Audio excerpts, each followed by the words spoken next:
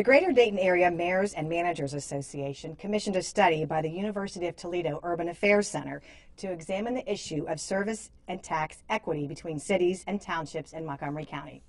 I'm Maureen Russell Hodson, and this is a special report to explain and talk about the implications of those findings.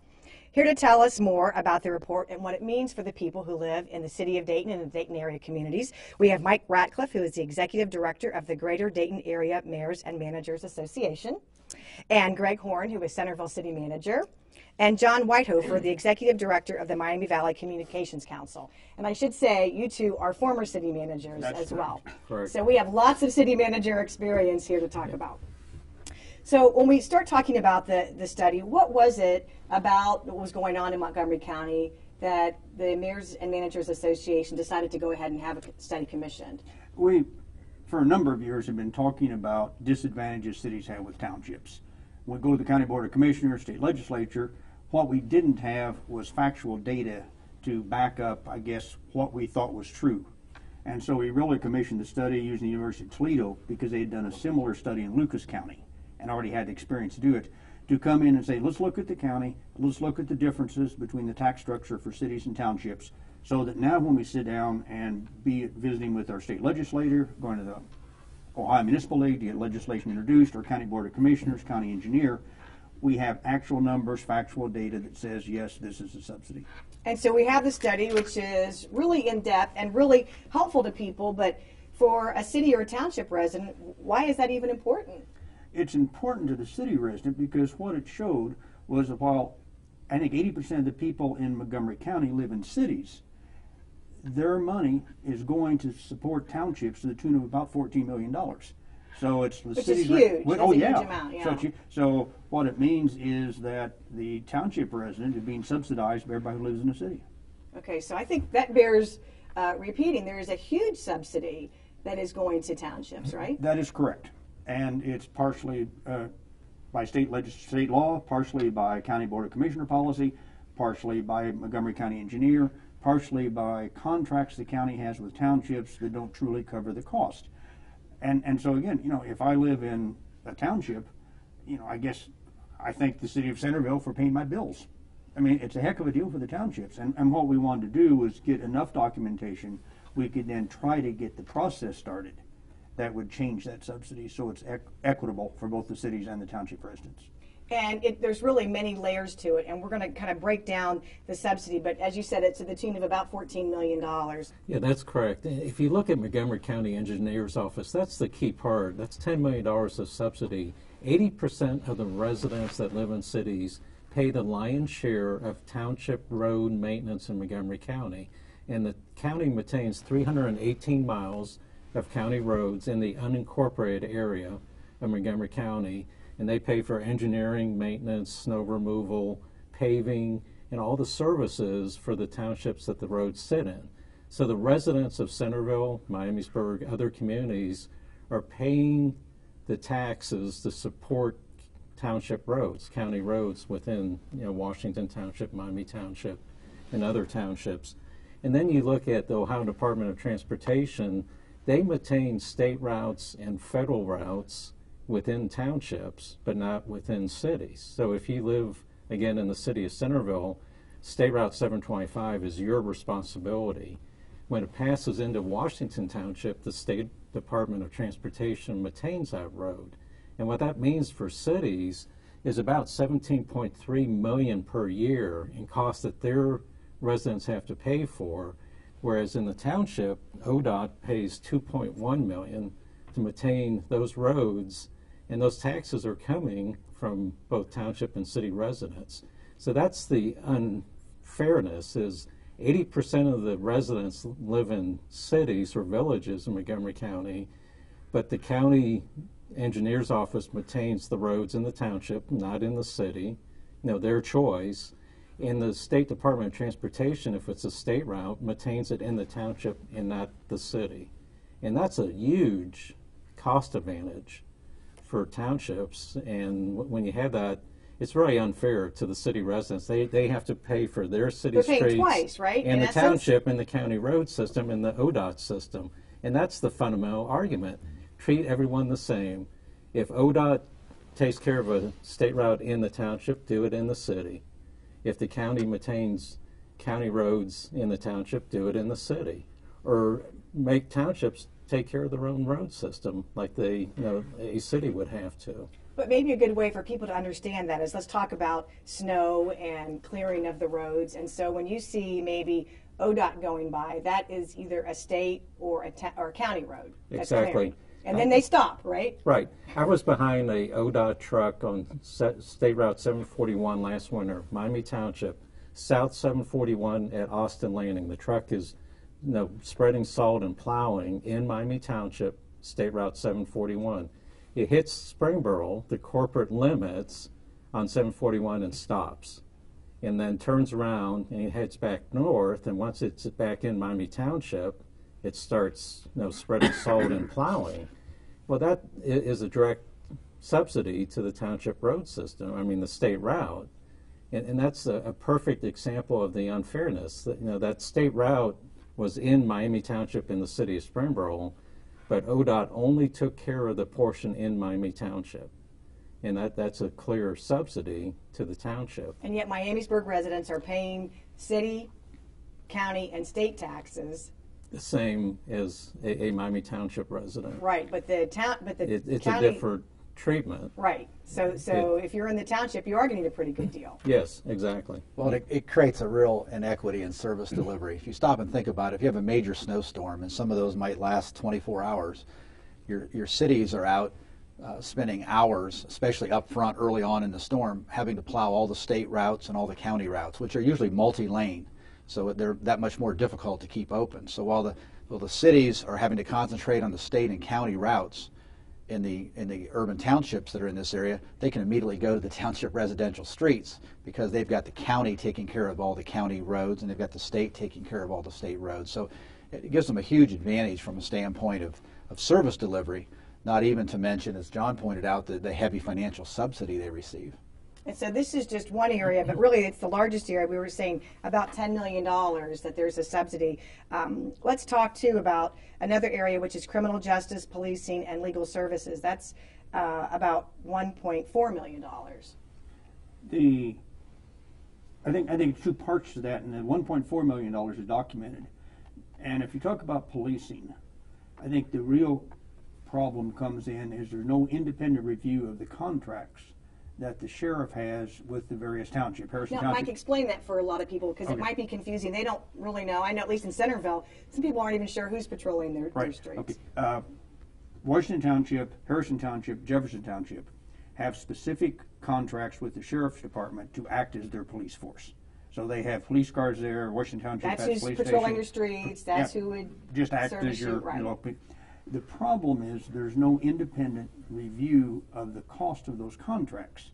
And over the years, it's very apparent that each of the contractees are getting a subsidy.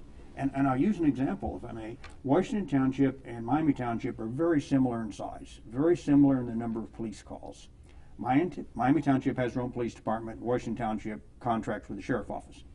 The Washington Township cost is about half of what Miami Township is. Well, there's no reasonable way they can provide the same level of service, which they say they do, at half the cost.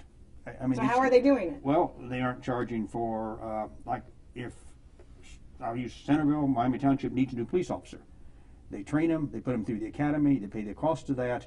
The sheriff just assigns another deputy, and the sheriff's office absorbed that indirect cost. They haven't put in their training costs. They haven't put in their administrative costs to the full extent of that cost. So it just creates an equity there that, and what we've suggested is that, as with other audits, that you have someone come in, audit the contracts, look at what's included, what's not included, and then set the price based on the actual cost of providing the service. And that just isn't occurring right now. Now, who is it that would make that decision? It would be, hopefully, the Montgomery County Board of Commissioners would have the ability to do that. The sheriff could do it if he chose to. So the elected officials, either at the county commission level or the sheriff, would have the ability to do that. And they have taken the position that, no, the contracts cover the cost. We don't need to do that. But if you look at comparisons, township to township, it's obvious that's not occurring. Because it's pretty expensive to run a police department. Yeah, I mean, we've looked, and the study looks, if you look at communities of in the 25,000 population range, if you look at a Troy, you look at a Miamisburg, you look at a Centerville, they're all going to be spending in that $5 to $6 million range. It's pretty consistent. Miami Township, as Mike mentioned, is another example, a township that truly operates their own independent police department. So when you see a sheriff able to serve a population like a Washington Township or Harrison Township, which actually is larger in size than some of the surrounding cities, and be doing it for 50 cents on the dollar, common sense just tells you that they're not paying for the overhead, the administrative, all the support that we all realize, having being city managers or having been city managers, we know what it takes to operate a police department for a community of 20 to 30,000 people. You can't do it for what the county is currently charging through these types of contracts. So citizens in Miamisburg or citizens in Centerville, they're paying for their police department. And then they're paying the same property taxes and sales tax as the county that's paying for another police department for the neighboring urban township. So city residents are really paying twice. How did this system get set up? Has it just been going on forever since Ohio became a state? Is that the background of it? Yes. Oh, okay. In the simple, what happened was that, the sheriff is not required to provide patrol services in townships. And the sheriff is not required. Is not required. But they choose to? But they choose to. Okay. And some who want the sheriff to be their police department contract with them. Well, there's no, as long as the sales tax, property tax from the county supports the sheriff's department, there's no political advantage to the sheriff charging the townships more.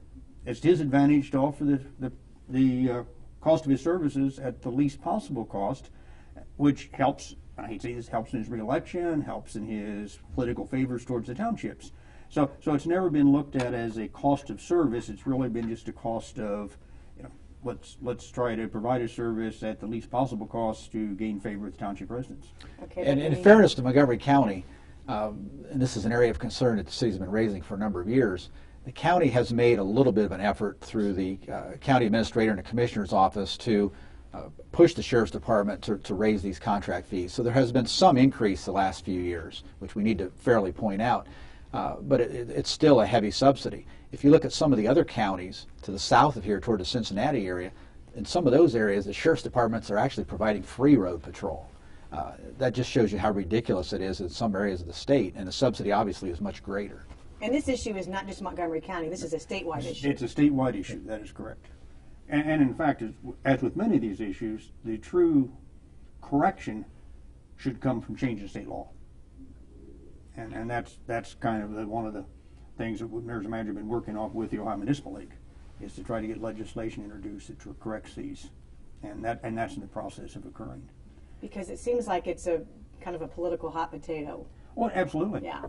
And it's, and this isn't anything disparaging about our current sheriff, previous sheriffs. It's just that's kind of the way it's always been done, and so that's been carried forward since 1803 or whatever. Just a lot of these systems have been in place that maybe are out of date by this time. And it is ironic. I mean, we have over 1,300 townships in Ohio, so that obviously is a fairly strong political base, and the legislature, I'm sure, would be cautious in making laws that are going to impact that group.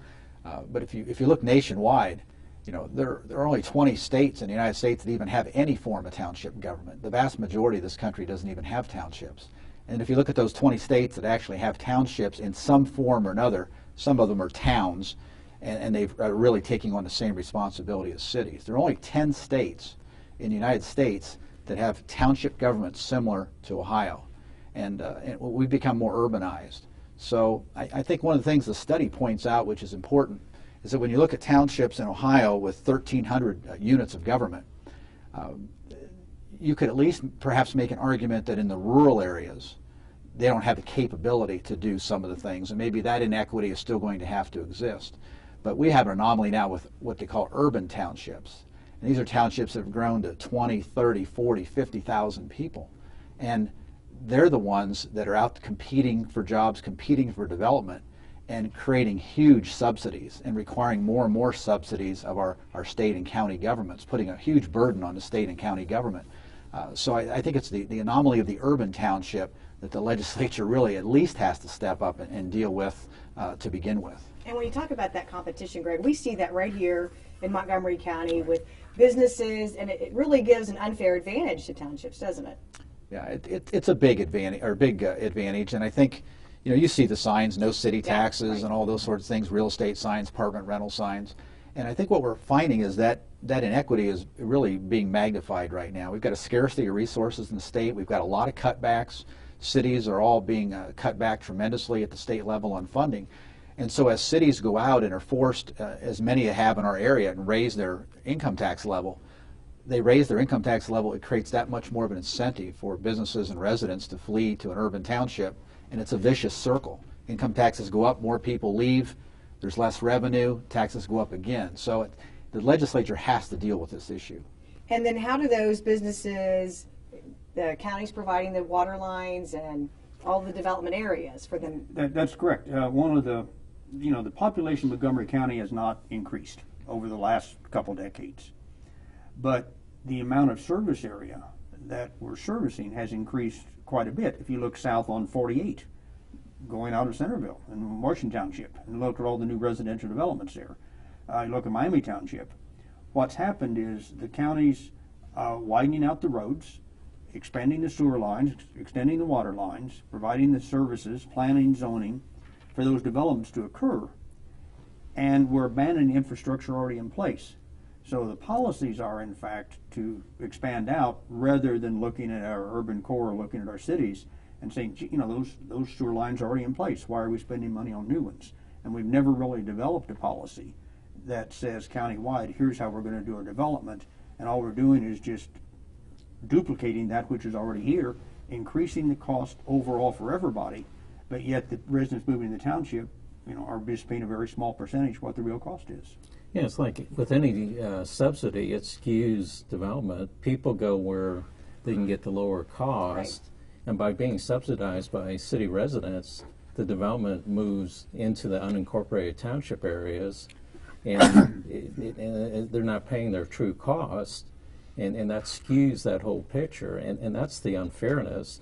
The city resident is caught paying for all their services within their municipality, but then they're subsidizing the county and the township services, skewing their costs lower, which then makes that investment decision by a business unfair to a city because they're not paying the full cost for that service. And that's the true unfairness of the whole system. It puts cities at a disadvantage to townships for growth and development, which is critical to the vitality of a city. And that's the true unfairness issue.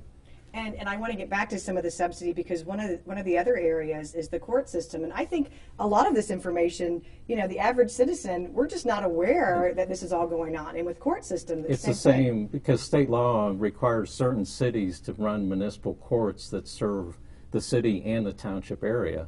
So if you took the city of Kettering's municipal court, it serves city of Kettering, Moraine, Centerville, and Washington Township. But Kettering is on the hook for the full cost of that municipal court, including prosecution.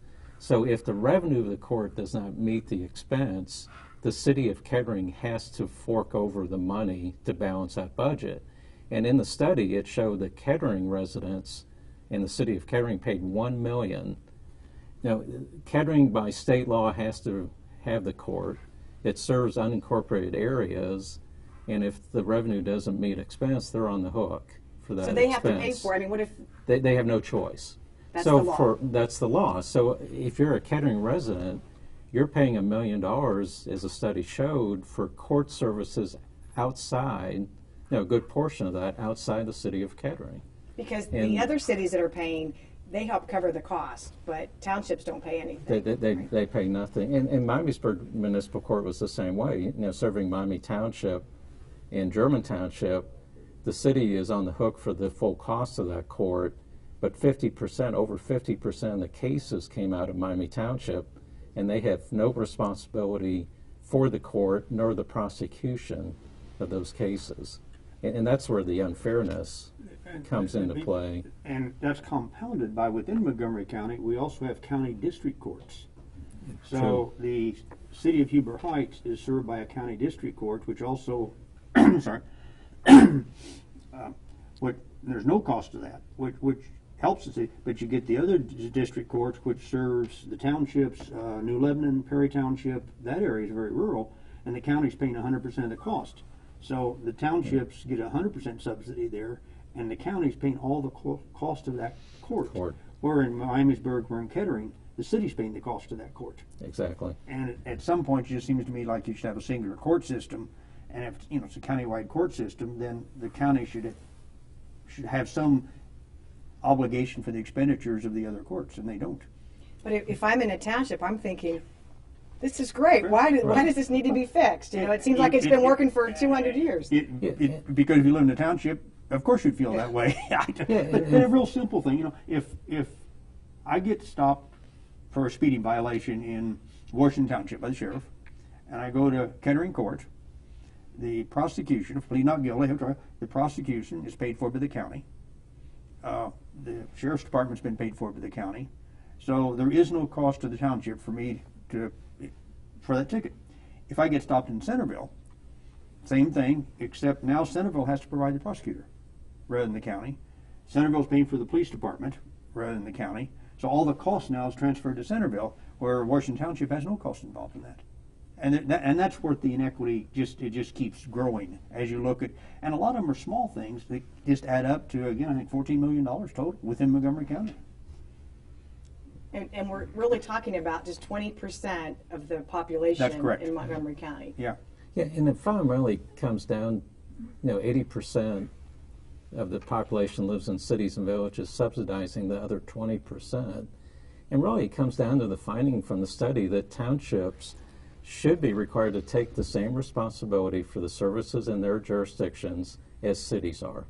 And as Greg mentioned, urban townships should be required to take responsibility for the full cost of the services. But John, how do you make that happen? It's changes in state law, like municipal court, where the cities under law have to provide.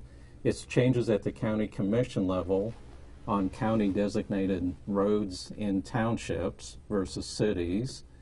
It's changes, just on the legislative side that deals with ODOT taking care of state and federal routes in townships and not cities. I mean, they have to or should take responsibility for the same road system in the city or cities as they do in townships. So it's a combination of policy changes and legislative changes that treat cities and townships equally and fairly. And as the economy kind of is stagnant right now, I'm sure cities are hurting. The county's got to be hurting. The state's hurting. I think if anything, it's brought the issue more to light. It's brought it more to light. This is a problem really that's evolved in Ohio over decades. And if you look back at the origins of township government, it started out as really a unit of land measurement, and then evolved into a civil form of government. But it was really meant to be an intermediate or kind of a transitional form of government. That is, areas grew from the core and became more urbanized. They would incorporate, they become villages, then they would become cities. It was never meant for urban townships. That's just a total oxymoron. I mean, it was like having a rural city. And so there was never that anticipation that you would have townships growing to 30, 40, 50,000 people and stay an end to themselves. And what's so ironic in Ohio is that since this has started to happen over the last several decades, we now have a state law that requires a village, when they reach 5,000 population by the U.S. Census, they have to become a city. And so when they become a city, they take on their own county road responsibilities, their state road responsibilities. They take on all their legal services instead of using the county prosecutor's office. They take on their subdivision review responsibilities. They take on their planning responsibilities. They take on their court costs. That's when they reach 5,000 people. But you could have an urban township next door, and we have them in southwestern Ohio that are over 50,000 in population, that have no legal responsibility to take on any of those services that I just mentioned. And so, that's what the legislature has to get their arms around, and hopefully studies like the University of Toledo's really help show and really lay out the inequities that we have in this state so that our legislature will get their arms around this subject. And I think, as Greg pointed out, that there's around 1,400 townships in the state. But there are a number of them, and particularly in the southeast part of Ohio, that are very small, very rural, very poor, that probably can't afford to make the change. So what we tried to focus on in Centerville's office has put together a very good study showing the number of townships that were over like 15,000. And it was under 100, as I recall off the top of my head. It is, yes. So what we're really talking about is the 100 townships, or the townships that are over 15,000, which seem like, and get the legislation to change, just like a village coming to a city, that a township, when it becomes a population, be it 10,000, 15,000, has to then automatically absorb those services. And that can be done with the state legislature through one change of the law. That would remove probably 90% of the inequity we see. It would still allow for the small rural township to survive as a township, which it needs to do. It needs the help. But it would make sure that the urban townships like we have in this county, be it Harrison Township, Miami Township, Washington Township, accept the responsibility for their own services. And that's what they're not doing. That's where the subsidy comes from. Now, is that something that your organization is working on? And I know cities are working on that as well. We are working with the group out of the Toledo area, their managers group, and we're working with the Ohio Municipal League to get the legislation drafted and then get it introduced and, of course, try to support it to make that change. And we're trying to draw that balance between, and really it's what population do you make the recommendation for? Because we don't want to penalize the majority of the townships. At the same time, we just think that the larger townships, the urban ones, are really taking advantage of the cities and taking advantage of that position to put the cities at a very severe economic disadvantage. Well, what can city residents do? What should we, I mean, when they find this out, I'm sure that's going to be, what's going on here? I want to do something. I think they need to educate themselves. I think they need to talk to their legislators. I think they need to talk to their county officials and their county commissioners and ask for change. You know, change is long overdue for this type of an issue. One of our staff members kind of related it one day to a situation where you've got the 28-year-old that still lives in their parents' basement. You know, there comes a certain point in time that you're on your own, and that's what you have to have when you've got, again, urban townships growing to 40 and 50,000 people. So I think if there's, as Mike mentioned, if there's a threshold level, just like villages, maybe it's 10,000 or 15,000 that an urban township has to take on those responsibilities, then it sends a clear message to the other townships so they can make a conscientious decision. If they want to be involved in economic development, if they want to encourage and promote growth, that's fine, but they know that when they get to a certain population threshold, the responsibilities go with that. And so I think that's what the legislature really has to do, establish that threshold, which isn't going to impact that many townships in the state, but it will send a clear message to the other townships that if you're going to grow, if you're going to need these kinds of services and need these kind of equities, that there is a day of reckoning coming when you will have to pay your own way. Well, I thank you all very much for giving us information about the program. I would also say when you get your tax bill, look at that. If you have questions, call your city offices, ask the questions. We also have the study, which is on the City of Centerville's website. You can reach that at centervilleohio.gov. But I know, Greg, you're open to answering questions. I'm sure all of you, if anybody had questions. Absolutely. When you watch somebody clearing your snow, maybe you want to see where they stop and who picks up. Things like that, maybe start conversations in your household. Thanks for watching. We'll see you next time.